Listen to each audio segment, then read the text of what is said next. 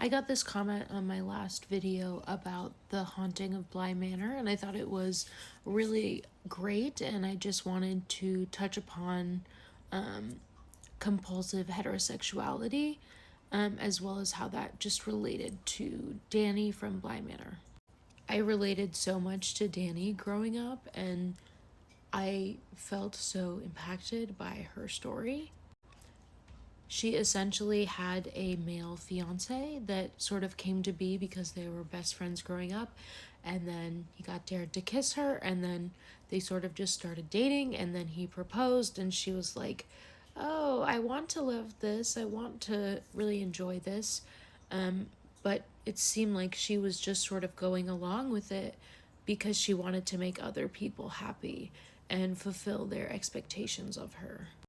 And she eventually called off the relationship and then started exploring queer love. And you could see the difference between when she was with her male partner, where she was just not happy and she was sort of like, oh, yeah, thanks, I love this. And then when she was with a female partner, and it was just like night and day. She was completely in love. You could tell from her appearance, her face, her expressions, the words and actions that she said. And it just really stuck with me because for most of my life, I assumed that I was straight. And everyone said that I would want to date men, so I did. And then I sort of started exploring my sexuality, and I took some women's gender and sexuality classes in college and got my minor in that. And it really sort of opened a whole new world to me.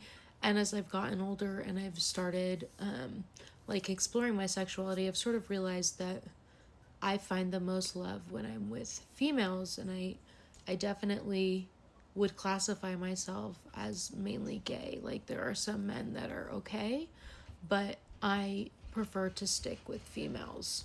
And it was just always sort of pushed on me that, like, one day you're going to want to date men, one day you're going to want to do this.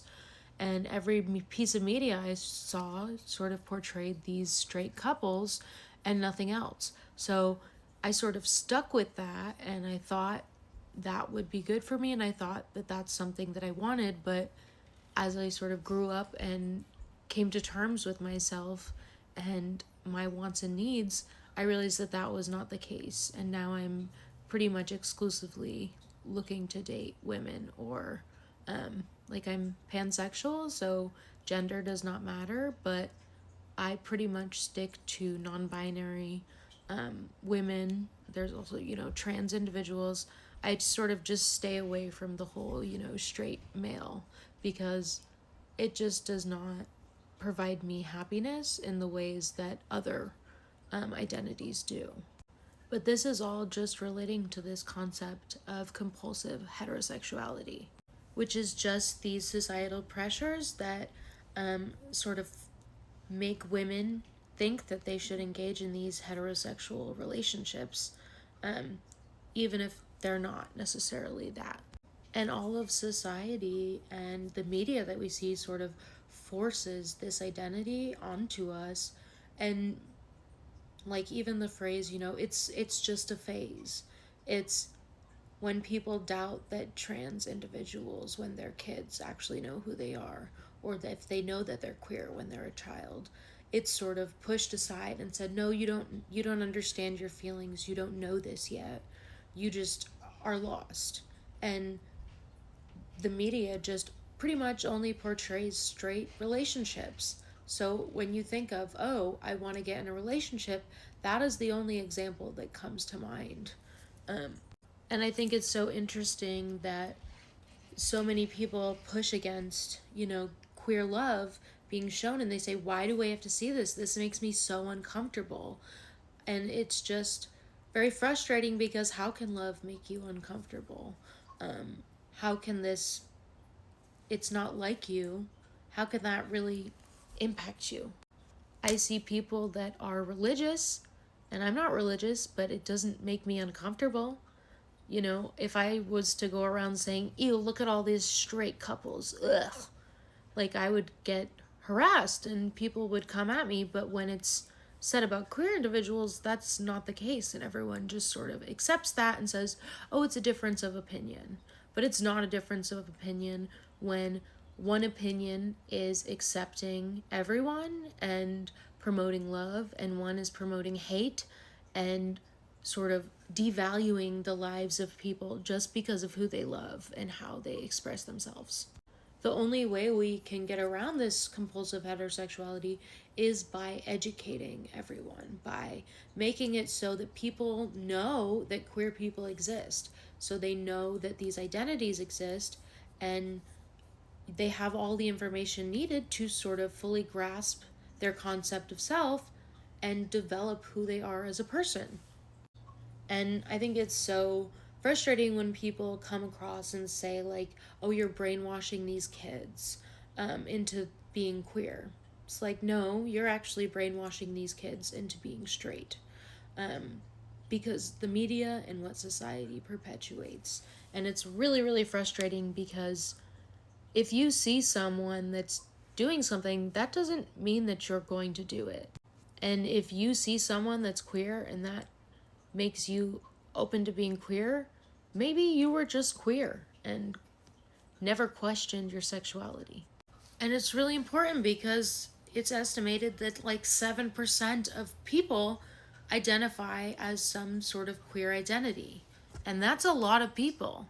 So why aren't we represented in the media? Why do people still push this idea of it's just a phase? And especially because all animals have queer relationships. Like, if you look at it, every species pretty much has examples of.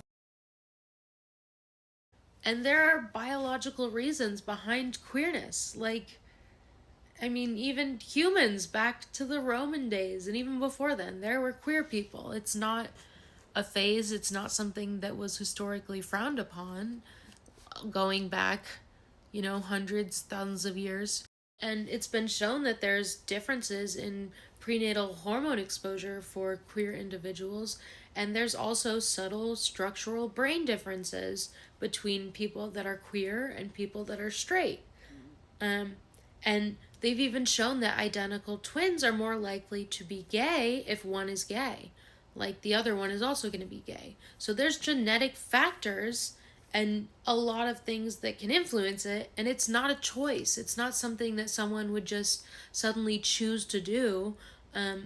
It can be really problematic the way that people treat you when they know that you're queer, and it can open a lot of doors to negative interactions, and no one is going to do that as a choice. It's something that is innate. This is something that you're born with, and there's biological reasons for it. And it's also just, it's love. We shouldn't hate so much on people for loving others. We need to step away from this and sort of go into more open views of how the world should be. It's not just straight people.